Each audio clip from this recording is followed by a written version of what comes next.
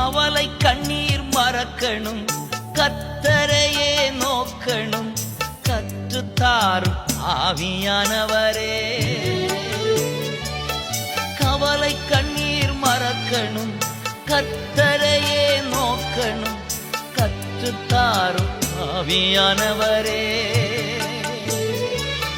செய்த நன்மை நினைக்கணும், நன்றியோடு துதிக்கணும், சொல்லித்தாரும் ஆவியானவரே.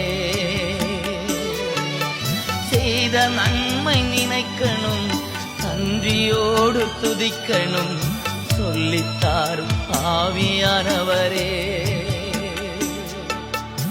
ஆவியானவரே